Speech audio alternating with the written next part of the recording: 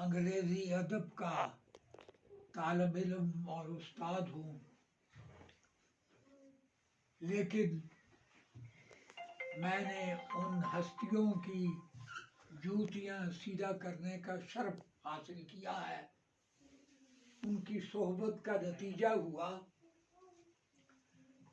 کہ میرے ذہن میں رسول اللہ صلی اللہ علیہ وسلم کی ذات گرامی وہ ہے جو کائنات کی سردار ہے، اور ہم سب حضرات جو یہاں تشریف رکھتے ہیں ان کی آمد کی گھڑیاں منانے کے لیے انہیں بھی ان سے زیادہ کوئی اور ہستی عزیز ہے۔ میں نے جو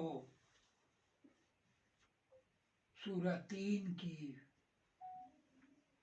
مختصر سی آیات مبارکہ آپ کے سامنے تلاوت کی ہے، وہ سمبل کے طور پر ہے کہ ایک زمانہ آپ کے تاریخ آپ کے سامنے ہے، اور اب تو سائنس کا زمانہ ہے، کمپیوٹر ایج ہے، ٹیکنالوجی کا زمانہ ہے، لیکن اس کے باوجود حضور اکرم صلی اللہ علیہ وسلم کا زمانہ پہلے دور کے لیے بھی اور آنے والے دور کے لیے بھی وہ تمام چیزوں کو اپنے اندر سموئے ہوئے ہے۔ ایک وقت تھا کائنات پہ جب انسان غاروں میں رہتا تھا اور اپنی خوراک کے لیے جنگلی چیزیں کھا لیتا تھا، اس کے بعد پتہ نہیں کتنے ہزاروں سال کے بعد ایک دور آیا جب کہ ان پھلوں کا جو اسے میسر تھے ان کا تیل نکالا اس نے، وہ زیتون کی آیت مبارکہ سے سمبل ہے، اور اس کے بعد فطور سینین مصر کے زمانے کی، فرعونوں کے زمانے کی بات ہے۔ تاریخ میں جیسا کہ ہم پڑھتے ہیں فرعونوں نے کمال کر دیا کہ آج تک یہ پتہ نہیں چلا کہ اتنے وزنی پتھر اتنی بلندی پر وہ کیسے لے کے گئے۔ میں اشارتاً بات کروں گا کیونکہ آپ کا زیادہ وقت نہیں لینا چاہتا۔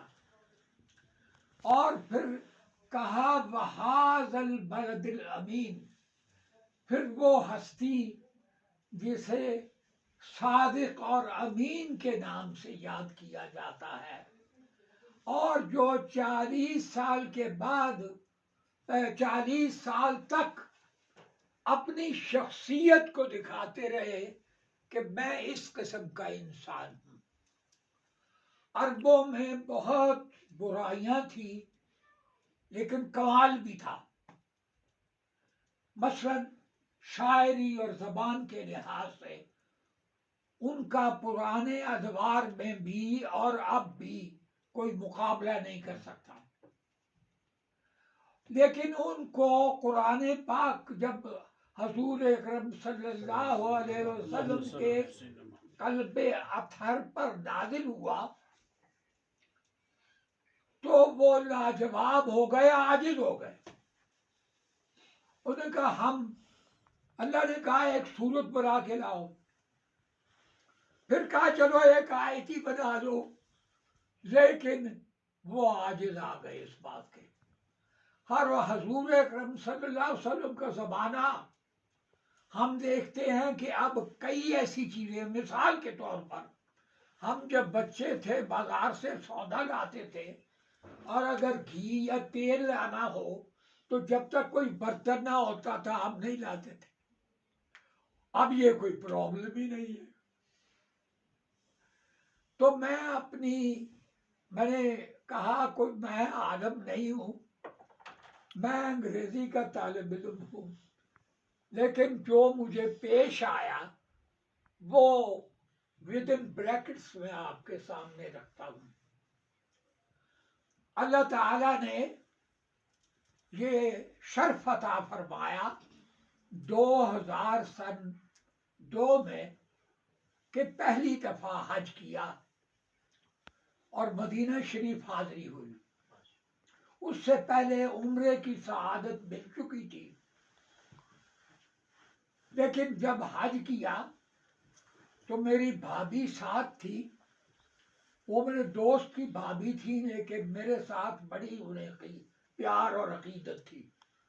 تو مجھے وہ کہنے لگی، میرا نام ہے غلام سرور قریشی، تو وہ کہنے لگی قریشی صاحب اب آپ داڑھی رکھ لیں. تو میں جھجکتا تھا کہ داڑھی رکھوں گا لوگ مولوی صاحب کہیں گے، میں اپنے آپ کو اسی طرح چھپائے رکھوں تو اچھا ہے.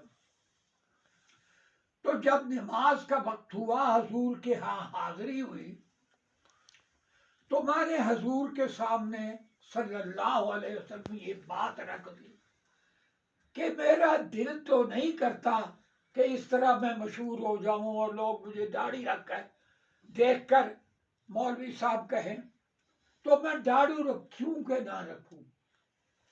یہ میں نے ایک نماز کے بعد جب حاضری ہوئی سوال کیا حضور اکرم صلی اللہ علیہ وسلم. اگلی نماز کی حاضری پر مجھے جواب آ گیا.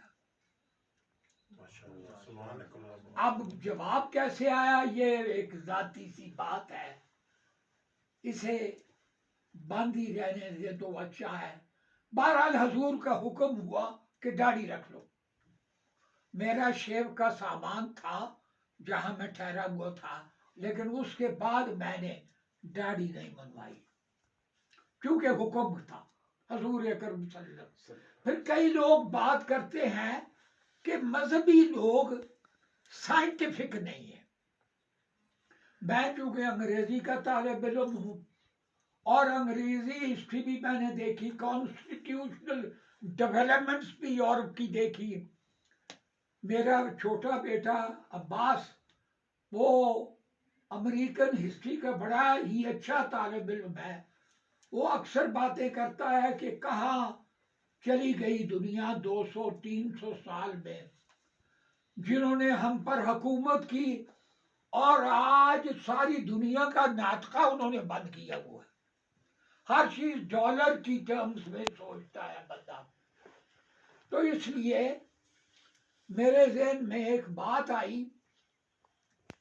میں اسلام آباد میں میرے ایک دوست تھے، وہ ڈی ایس سی کر کے جرمنی سے واپس آئے تو ان کی پوسٹنگ ہوئی ڈیفنس سائنس آرگنائزیشن میں. اب انتقال ہو چکا ہے، ان کا دنیا میں نہیں ہے. میرے بڑے اچھے دوست تھے. تو کہنے لگے کہ سرور صاحب یہاں باتیں نہیں ہوگی، میرے ساتھ آپ اسلام آباد چلے، وہاں میں چارج بھی لوں گا اور آپ سے بات. تو جی ایچ کیو کی بیک پر ان کے سالے صاحب رہتے تھے جو عمرے کے لیے گئے ہوئے تھے. تو میں جب رات کو سونے لگا تو ہم کچھ عرصہ پہلے ان دنوں میں دھوبی کی شلوار سفید اور سفید قمیض، یہ جو عوامی لباس ہے یہ بعد میں انٹروڈیوس ہوا. یہ پٹھان لوگ پہنتے تھے پشاور میں رنگدار شلوار اور رنگدار کپڑے، لیکن ہم لٹھے کی شلوار اور قمیض کسی رنگ کی ہو. تو میں نے وہ دھوبی کی دھوئی ہوئی استری شدہ جو شلوار تھی وہ نکالی سونے کے لیے، پہننے کے لیے.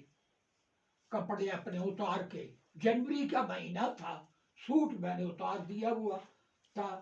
تو میرے دوست بڑے بے تکلف تھے، کہنے لگے سرور صاحب عید پڑھن چلے ہو، کھڑ کھڑ کر دی شلوار، تو میں تمہیں پجامہ دینا. انہوں نے مجھے اپنے سالے کا پجامہ دے دیا. رات میں نے گزاری تو اس کا سب سے بڑا بھائی وہ سائنٹسٹ ہے، فزکس کا پروفیسر ہے، وہ پیدا ہوا تھا. تو وہ میری وائف شیخو پورے تھی. تو میں پنڈی سے سیدھا شیخو پورے گیا. تو پھر وہاں سے میں نے کالج آنا تھا. میں اسلامیہ کالج سے میں لائن پہ پڑھاتا تھا. لیکن مجھے خارش کا حملہ ہو گیا.